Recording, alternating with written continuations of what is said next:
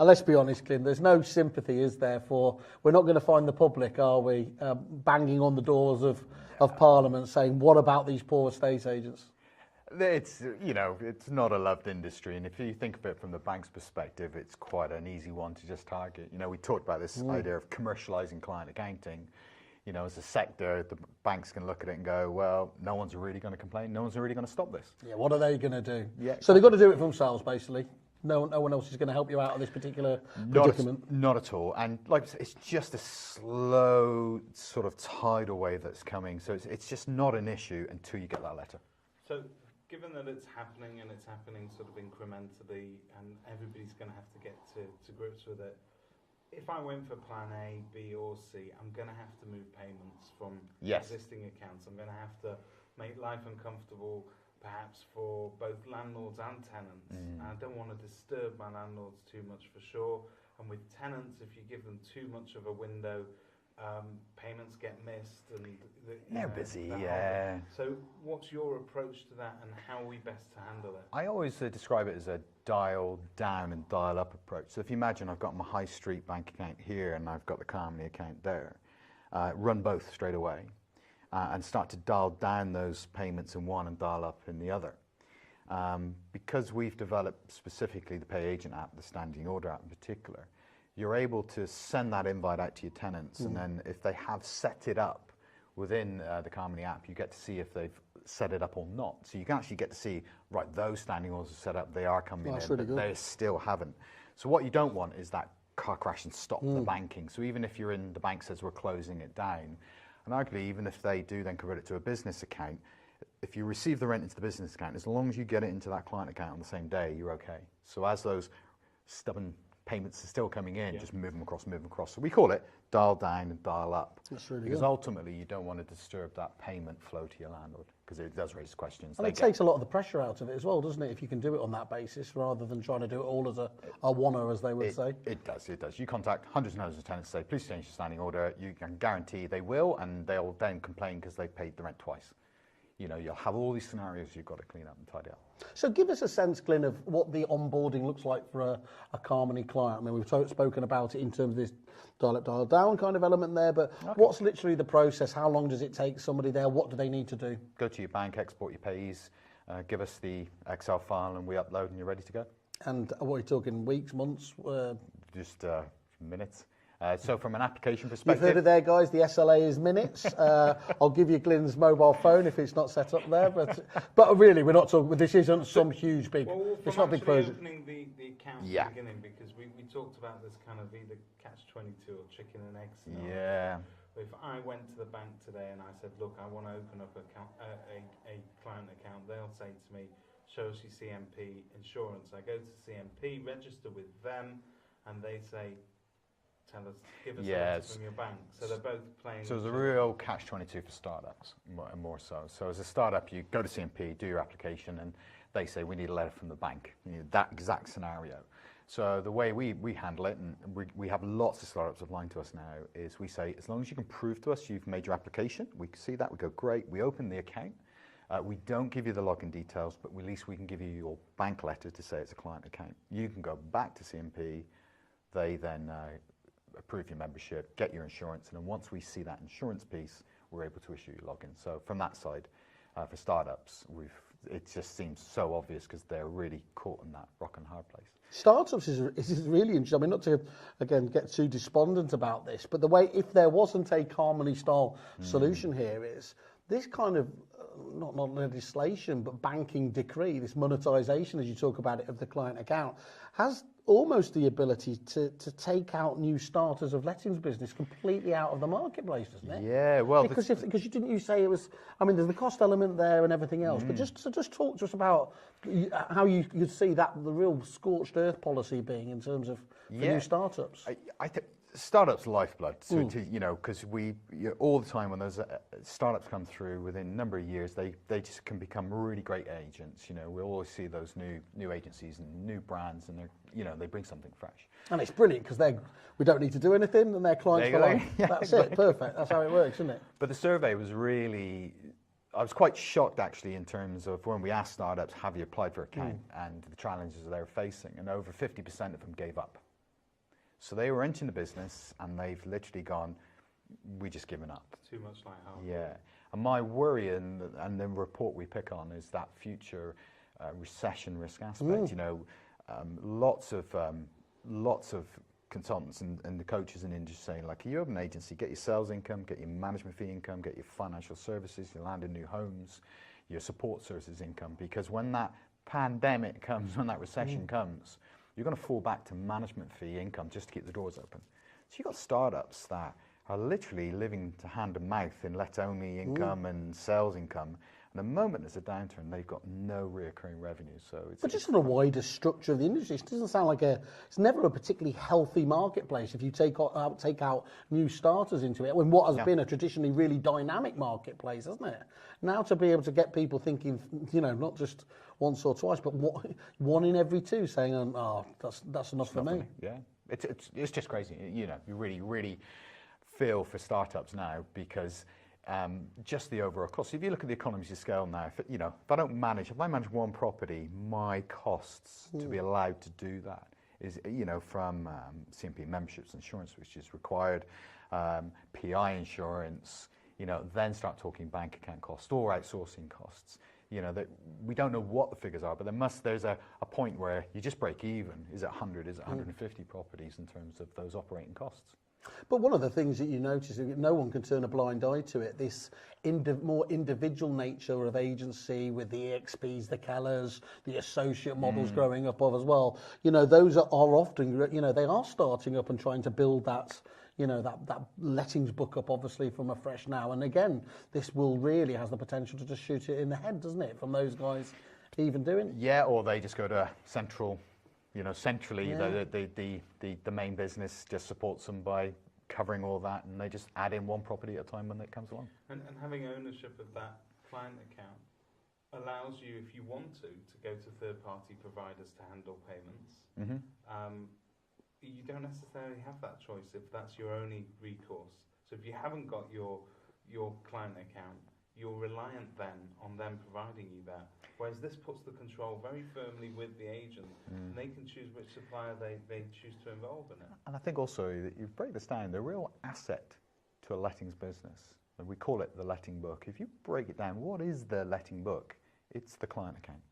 If the client account is not in your control, really truly is that asset part of your business, if you think of it that way. So we talk about signed terms with landlords. At the end of the day, the rent coming in, the rent going out, and the management fees is the value.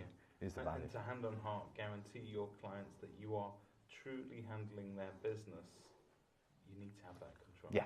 I'd just be doing it just to take the whole stress and pressure out of any audits, wouldn't you? I mean, it's just, just the idea that you've got that tick in the box here that's able to say everything's black and white, isn't it? And proprietary and everything else is a wonderful peace of mind angle to have. Well, there are some other features to the Calmony account that give us as agents the ability to manage our AML risk a little bit. Yeah, so again, while we talked about this elephant in the room around AML risk, big part of Calmony is the AML checking of the people you pay. So we basically need you to do it in-house. You've done your checks, this is a real person, and let us know. We call it an AML exemption, or you just press a button and we send out the invite for them to complete a very quick check online from that side. But something we do differently as well is all the payments coming in, we allow you to see the account name, sort code, and account number. So we can see where that money is coming in from. And obviously we know who we're going out. So that's how we reduce that risk around AML, even though I talked about this elephant in the room piece. But then on top of that, auditors like the Lettings Partnership, they do health checks for the CMP providers, really good to us in the sense they shared some insights. And when they find discrepancies in client accounts, the rule of thumb is 80-90% is usually a staff member. So something's gone wrong in that client accounts because a staff member or an accounts person has done something wrong. So for us to make sure we're regulatory, we're compliant, we're protecting our clients, so we have a lot of automatic checking in the background. So we'll check the levels of sales income that you take out. And if you get to a particular point, it tips, we'll see that suspicious activity. And then we come to you as the agent. We just don't go, let's press the nuclear option straight away. We literally go to you saying, this seems to be high. any reason why. We just need to understand it from money laundering reporting perspective. And if we do suspect suspicious activity, at that point, we let you know. We say, look, we have to let your CMP provider know, and we're recommending a spot check. So actually, safety for the owners, that we are monitoring a lot of those activities. The quickest way that people abuse client accounts is they change the bank account details, pay some money out, and change them back. Change the bank account details with us, new AML check. Right. Straight away. Yeah. So we're straight away we're spotting that. So there is a lot of background checks happening, but more so to protect the owners, because it's people they trust and employ that sometimes causes those sort of suspicious activities, we call them, and stealing money. And that little thing, that little problem.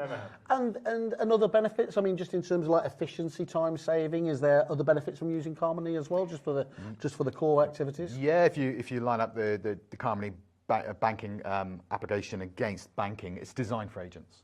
So when you have payees, you tag them to tell us who they are, landlords, contractors, estate agents, things like that. With the payment app, we've already spoken about it. It's designed specifically for lettings. So, when we send out a payment, we're asking for the holding fee, deposit, and rent on that side, and that side come back in. But ultimately, the BACS payment element we built in. If you go and use BACS, it's £200 a month, and you've got to upload and £25 fee files for those. We've built in Calmony faster payments, so you can, from your existing CRM system, download your payment file, your BACS, upload it to us, and it's that minute. Wow. Whereas if you use BACS, it's tomorrow. Yeah. That way. And it's that minute if you're doing it at 1 past midnight. Yeah. Because the beauty with EMI is direct connections to the payment services. We have no cut-offs. The banks typically cut you off at 5 and 6 o'clock and then wait till the next day. And that expectation is becoming very real from the public, isn't it? They are needing that instantaneous. Absolutely. The rents pay. Most agents, where they try to keep up, is they pay every day. The agent, they literally, money comes in, and I'm trying to pay it out every day just to keep up. And that's the reason with things like cut-offs. If I don't pay it, if I don't do it today, then I'm just not going to get the money for a couple of days. Yeah, so you have to wait. Yeah. But with Calmony, with EMI, it's instant. EMI, good. I thought they were the band, but you mentioned CRM, so. There's no requirement here. He's obviously of one of the other successful businesses, Agent OS. There's no requirement for somebody to be an Agent OS client on this. This is, as I understand it, is independent? Absolutely standalone. So it's an absolutely standalone service in terms of banking. We've just replicated a banking service. So we, expect people to, you need to keep your own existing CRMs. You might not even have a CRM and you're paying your landlords through Excel sheets and different things like that. It is standalone. But obviously at the same time, because it's our own banking systems, we've built it into Agent OS. So there's a big benefit with our current Agent OS clients. If they open a Calmony account, it's all built in. It's just all built in. So when they come to pay, I have 20, 30, 50 people to pay. I select or hit pay, enter the 2-factor authentication code, and their landlord to pay then. Okay, so they've just got a double bubble benefit basically from being a client of both. And obviously the statement's instantly in, it's automatically reconciled and things like that. So it's just making it more beneficial for them. Excellent, that's really impressive. Will you, do you think there'll be any plans to work with other companies, or what's going to be your approach? You happy to work with anyone? So we've already got what we call the open API on the Calmony side. So it's all there ready for all the other CRM providers to come in and connect effectively the open banking. I can grab the statements and effectively hand over please pay these people. Yeah. And that way, so that's all there. It's all ready to go. So just like with anything, it's just waiting for that first CMP software supplier to come along and say, actually, we'd love to connect. Yeah, in my day, when it was all a guarded walled garden, wasn't it? We would never have considered that. But the wonderful thing is, we're getting to a stage now where all the CRM providers are looking at more open relationships and dealing with that, and not just saying, look, we know better than our client base. So if they see Calmony as that benefit, those clients are going to be able to hopefully ask for their CRM companies and get that over the line. And it's the agent's client account. It's their business. Yeah. At the end of the day, we expect that from our banks to be able to connect to other software systems, download statements, back files, and all those things. So it's just it's a given expectation. Cool. Yeah. So I'm an agent, and I'm looking to secure that future, and I want to open up a Calmony account. I've got existing banking relationships with high street lenders. What should I do? What's the process of applying? try to keep it as simple as possible so we can turn it around as quickly as possible as well. So with Calmony, just go and fill in the application online from the calmony.co website. All we need is the names and addresses of directors and shareholders and your CMP membership and insurance uploaded. That is it. Once we have that information, we send the AML invites to the shareholders and directors, and as quickly as they can complete that and that comes back, it then takes us about sort of 2 to 4 days to actually completely open that account. That quick? That quick. And be using it by the end of the week? Yeah, absolutely, absolutely. What actually slows us down is people returning their AML checks. Yeah, sure. What a surprise that is. But so, as I understood from previous conversations, you're working with one of the key providers of AML checks. Absolutely. Credus, yeah. Credus, and famously, they're really easy to use. It's just fantastic. It's literally that invite goes out, and if you've got your passport and your phone, less than 5 minutes, the check's done. So they check your passport, they get you to do one of those liveness authentication things. Touch your nose, touch your ear. Yeah, that sort of thing. And then you're done. And it's all secure within the app. Yeah, it's all no secure. Paperwork flying around. And that's it. And then for us, that's just, proof of life. You exist. Yeah. And at that point, then we do some background checks on your limited company or your sole trader company. So, we can open accounts for sole traders. It takes a little bit longer to check, but it's really straightforward. So just to reiterate, though, you're talking about if somebody's a bit more further advanced, they've actually just been hit with that, the CMP letter, as you famously said, has started the shotgun, or the starter pistol rather, for the banks to say, hang on, guys, you're not going to get it free anymore. They've got 2 months to change over. They can come to you now and you can help them out of this time. Yeah, one of our first applications, exactly that. 2 months notice, came to us, opened the account. So by month 2, so he had a couple of weeks to get people to move the standing orders for month 2. And he was able to run that. So we moved that quickly. So don't despair, guys. If you are in the middle of getting stressed out, drop Glyn a line, as I said, and hopefully the Calmony team can help you out.